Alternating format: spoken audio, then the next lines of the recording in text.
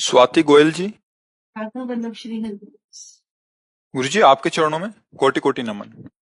गुरुदेव, मैं अपने पतिदेव में बहुत आसक्त हूँ। गुरुदेव, मेरी परेशानी का हल करें और भगवत प्राप्ति के लिए और प्रशस्त करें, मेरा मार्गदर्शन करें। ये तो सौभाग्य है, इसमें समस्या क्या है? जो पति है वो तो भगवान है, ऐसा भाव करो और जितनी आसक्ति है उनके चरणों में समर्पित कर दो। मन वचन कर्म से अपने पति में प्रेम करने वाली स्त्री एक यति के समान है, सन्यासी के समान है। यति और सती समान रखा गया है। जो पति का वर्ण करके पर पुरुषों से व्यभिचार करती है उनकी दुर्गति होती है। जो अपने पति का वर्ण करके आजीवन अपने पातिव्रत धर्म पे रहती है वो वैसे ही पवित्र होती है जैसे एक सन्यासी पवित्र होता है, ऐसे वो पवित्र होती है। तो अपने पति में अनुराग रखना ये दुर्गति का कारण नहीं है, ये सदगति का कारण है। बस और भाव सुधार लीजिए कि पति में परम पति का भाव कर लीजिए कि अगर हमारे प्रभु श्री कृष्ण इसके हृदय में ना हो तो ये शरीर न चलेगा, न फिरेगा, न बोलने लायक, न देखने लायक। तो इसका मतलब हमारा जो प्यार है वो प्रभु ही स्वीकार करने के लिए इस रूप में आए हैं और अपने पति का अनुगमन करे, उनकी आज्ञा के अनुसार चले। जैसे हम अपने आराध्य देव के सामने नम्र व्यवहार करते हैं वैसे व्यवहार करे। पति के किए हुए किसी भी कटु व्यवहार से क्षुब्ध ना हो। जैसे भक्त के प्रति अब वो हरे कृष्ण जप रहे हैं और 20-22 बाजारों में मार कूड़े खाल खींची जा रही, तो भगवान से प्रश्न थोड़ी किया कि हम आपका भजन करें, आपने ऐसा दंड क्यों दिलवाया? तुम्हारी जैसी इच्छा हो। भगवान अधीन हो जाते हैं। तो ऐसे यदि पति के द्वारा किए हुए कटु व्यवहार को भी अपने आराध्य देव के द्वारा किया हुआ विधान मान करके और सहकर वैसे ही सेवा में रहती है तो किसी को भी अधीन कर सकती है, उसमें इतनी सामर्थ्य है। महान अत्रि जी सदैव ध्यानस्थ रहते थे। अनुसुईया जी कुटिया में रहती थी। कभी ध्यान से उठे तो जल फूल फल सेवा में उपस्थित करते थे। एकमात्र वो भगवान का चिंतन और वो करती अपने पति का चिंतन। अत्रि मुनि का मेरे भगवान मेरे पति देव हैं। ब्रह्मा विष्णु महेश उनकी परीक्षा के लिए आए, उनके पातिव्रत धर्म की परीक्षा के लिए। तो अतिथि गृहस्थी में कोई पधारे तो पूजनीय है। जिसका परिचय ना हो, बिना किसी निमंत्रण के अपने आप आ गया हो, उसे अतिथि कहते हैं। तिथि निश्चित नहीं है, कोई परिचय नहीं है, और जिससे परिचय है निश्चित है आना, उसे अभ्यागत कहते हैं। अभ्यागत का तो स्वागत करना ही चाहिए, पर अतिथि से बहुत सावधान। वो भगवान का स्वरूप है। अगर अतिथि का अपमान हो गया तो फिर तुम्हारे पुण्य नष्ट कर देगा। वो विधान है ऐसा। कोई भिखारी कोई भी है, राधे श्याम, अपनी सामर्थ्य नहीं तो हम हाथ जोड़ के कह देंगे आपके देने लायक नहीं, पर हम अपमान नहीं करेंगे कि ऐसे। महात्मा के रूप में गए ब्रह्मा विष्णु महेश। अनुसुईया जी ने देखा कुटिया पे अतिथि पधारे, आदर किया, बैठा ला। भगवान क्या सेवा करे? उनका हम तो दुग्ध पान करने आए। ऋषियों के पास किसी किसी ऋषि के पास गाय होती थी जो यज्ञ के लिए खीर आदि का हविष्य आदि का हवन करने के लिए सहयोग देती थी। तो उनका कुछ समय और ठहरिए, दुग्ध गाय का, मुझे गाय का नहीं आपका दुग्ध पीना चाहते हैं। तो कहा भगवान इसके लिए मुझे पतिदेव से अनुमति लेनी होगी। परीक्षा थी ना तत्काल। अब पति कोई बाहर तो बैठे नहीं, तो ध्यानस्थ समाधि में तत्काल ध्यान किया और कहा हे प्रभु आपके कुटिया में अतिथि पधारे और वो ऐसा वचन बोल रहे हैं। तो उत्तर समाधि से ही दिया कि इसमें कोई हैरान होने की बात नहीं है। स्त्री के वक्षा स्थल का स्पर्श करने के दो अधिकारी, एक पति और एक पुत्र।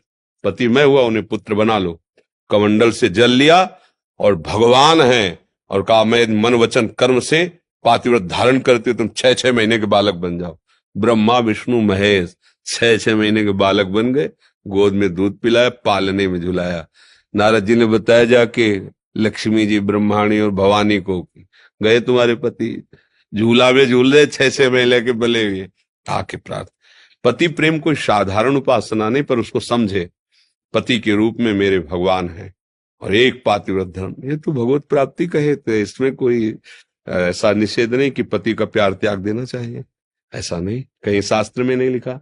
पति से अत्यंत प्यार करना चाहिए, उसके भाव में केवल भगवान रख लेना चाहिए कि मेरे प्रभु इस रूप में आए, बस काम बन गया। जब हम उनसे केवल मांस पिंड युक्त शरीर से राग करते हैं तो फिर काम नहीं बन पाता। अंदर जो चैतन्य घन प्रभु है उनसे हम प्यार कर ले। किसका प्रश्न था, समझ में आया आपको? बस बहुत प्रशंसनीय बात है, बहुत प्रशंसनीय। अपने पति को भगवत मत स्वरूप मानकर उनको प्यार करना, आठों पैर उनकी सेवा के। अब वो आएंगे तो उनको क्या प्रिय लगता है, क्या पवाएंगे, आज उनको क्या हम कौन सा सुख प्रदान करें जिससे मेरे पतिदेव प्रसन्न। ये भगवत सेवा ही तो है, भावना केवल करनी।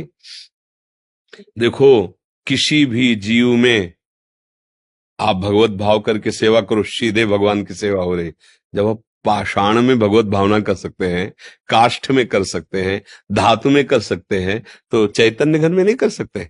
भावना कर लो मेरे प्रभु, फिर अन्य कोई जरूरत नहीं है। प्रभु वहीं विराजमान है जहां भावना करते हैं जी। सुरेंद्र मलिक जी हरियाणा से। राधे राधे श्री गुरु। राधे राधे महाराज जी, आपके चरणों में कोटि कोटि दंडवत प्रणाम। महाराज जी, मेरा प्रश्न है कि भगवत प्राप्ति केवल मनुष्य योनि में ही हो सकती है, अन्य योनियों में नहीं, ऐसा सुनने में आता है। महाराज जी ऐसा क्यों? हाँ, पर अगर कुछ थोड़ा सा रह गया, मनुष्य योनि में पूर्णता नहीं हुई और संयोग बसात उसे पशु योनि में जाना पड़ा या किसी अन्य योनि में, तो ऐसा संयोग बनेगा कि उसे उसके बाद वो भगवत प्राप्त ही पैदा होगा। जैसे भरत जी महाराज गंडकी नदी के किनारे खूब तप परायण, मंत्र जाप परायण है, तो एक हिरनी जल पीने के लिए आई, वो गर्भवती थी, पीछे से सिंह की दहाड़ हुई तो एकदम छलांग मारी, तो गर्भ योनि द्वार से स्रवित होकर गिर गया। अब ये वो देख रहे थे, कूद पड़े, तत्काल उस बच्चे को उठाया और नवजात शिशु देखा, हिरनी गिरी और मर गई, तो अपनी कुटिया में लाए और उसका पालन पोषण करते रहे। छोटी छोटी दूब लाना, उसको पवाना, इतना प्यारा। वैसे हर बच्चा प्यारा होता है, पर हिरन का इतना प्यारा बच्चा कि राजमहल, राजरानियां, राजपुत्रों का त्याग जिन भगवान के लिए किया, उनकी सेवा छूटने लगी, उनका विस्मरण होने लगा। और उसी हिरन को गोद में लिए, कभी घास सुना रहे, और अपनी छोटी छोटी सींगों से जब ऐसे ऐसे, तो बड़ा उनको सुख मिलता, हृदय से लगाए उस हिरन को घूमते। अंतिम समय जब आया तो पास हिरन नहीं था, उसी का चिंतन करते हुए शरीर छूटा, तो हिरन योनि को प्राप्त हुए। पर भजन कर रहे थे ना, पूर्णता भगवत अभी साक्षात्कार तो हुआ नहीं, तो उनको भजन के प्रताप से स्मृति रही, मेरा जन्म नष्ट हो गया केवल इस आसक्ति से। और अपने हिरन शरीर को गंडकी नदी में खड़ा करके और वही पूर्व स्मरण का, तो अगला जन्म हुआ ब्रह्मबोध संपन्न जड़ भरत जी के रूप में, सिद्ध पुरुष के रूप में, कोई साधन नहीं करना पड़ा फिर, और अब वो परम पद को प्राप्त हो गए। तो अगर हमारा भजन मनुष्य योनि में हुआ है और फिर किसी हम योनि में जाते हैं तो उसका पतन नहीं होगा, वो उसको भोग करके तत्काल भगवत प्राप्ति की योग्यता कर लेगा। पर सीधे केवल पशु योनि में ऐसा कोई आचरण ही नहीं जिससे भगवत प्राप्ति हो जाए। अब जैसे पूर्व में भजन हुआ और उसको चूक हो गई, भगवत प्राप्ति नहीं हुई, अब वो किसी भक्त के घर का कुत्ता बन गया, भक्त के घर का कोई पक्षी, कुछ भी ऐसा, अब वह रोज नाम कीर्तन, भगवत चर्चा और सब सुनाई दे रहा है, वो परम पद को प्राप्त हो जाएगा। शरीर छूटेगा, वो भगवान को प्राप्त हो जाएगा। साधन नहीं बना, पूर्व साधन ने संयोग करा दिया। हितधाम में जब भगवत चर्चा करते थे कीर्तन, तो वहां कुत्ता था, ऐसे जैसे आप लोग बैठे ऐसे बीच में आके बैठ जाता था, तो कुछ संतों ने कंठी भी बांध दी थी, उसका नाम भी, तो वो ऐसे बस ऐसे देखता रहता। जैसे हम निकलते तो जो ऐसे आगे के पैर झुका करके ऐसे ऐसे मुंह बगाड़ के, मानो ऐसा राधा बोल रहा हो। ये वो पूर्व संयोग से ऐसा संयोग प्राप्त करता है, साधन तो उससे बन नहीं सकता, पर संयोग के प्रभाव से उसकी भगवत प्राप्ति हो जाती है। पशु योनि में स्वयं साधना करने का भाव नहीं रहता, योग्यता नहीं रहती, पर पूर्व संयोग से वो दुष्ट आदमी के घर का भी कुत्ता बन सकता है और भक्त के दरवाजे का भी कुत्ता बन सकता है। जैसे पशु, कोई तोता पालते हैं, कोई पक्षी पालते हैं, और वहां नाम कीर्तन हो रहा है, उसके कान में सुनाई दे रहा है, वो भगवान की जूठन पाता है, भक्तों के सानिध्य से भगवत चर्चा सुनने को मिलती, वो सहज में भगवत प्राप्ति। पर पशु योनि में स्वयं कोई साधना करके भगवत प्राप्ति करे, ऐसा कोई विधान नहीं पाया गया। वो केवल मनुष्य योनि में है, क्योंकि विवेक प्रदान है। मनुष्य योनि में की हुई साधना में चूक पड़ गई और वो जैसे इंद्रद्युम्न नाम के राजा थे, उनको भजन करने का भाव आया तो राजपाट छोड़कर एकांत में भजन में लगे थे। एक बार महर्षि अगस्त्य जी पधारे तो या तो ध्यान नहीं दिए और या ध्यान देकर भी कि भजन में बैठा हूं क्या उठूं, नहीं उठे। और ये बड़े धर्म का शासन करने वाले महापुरुष, उन्होंने कहा कि एक तो राजपाट छोड़ करके तुमने बिना किसी गुरु की आज्ञा के ये नाटक शुरू किया, पहले तुम्हें वैराग्य लेना चाहिए, किसी गुरु का आश्रय लेना चाहिए। फिर भी देख रहे हो कि ऋषि मंडली जा रही है, तुम खड़े होकर उनका स्वागत, इतना तुम्हें हाथी की तरह तुम बैठे रहे, जाओ हाथी की योनि को प्राप्त हो। अब वही गजेंद्र के रूप में जब ग्राह ने पैर पकड़ा, वही गजेंद्र, अब वहां कोई साधना तो बनी नहीं ना, पर पूर्व में कैसे भी सही भजन किया ना, तो आखिरी समय में कि अब एक ही झटके में ग्राह मुझे ले जाएगा, तो उनको याद आ गई कि हरि स्मृति सर्व विपद विमोक्षणम, भगवान का स्मरण तत्काल बचाता है।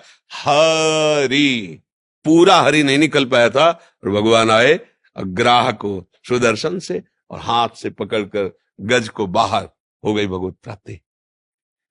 कोई साधन नहीं बना, पूर्व का साधन काम कर गया।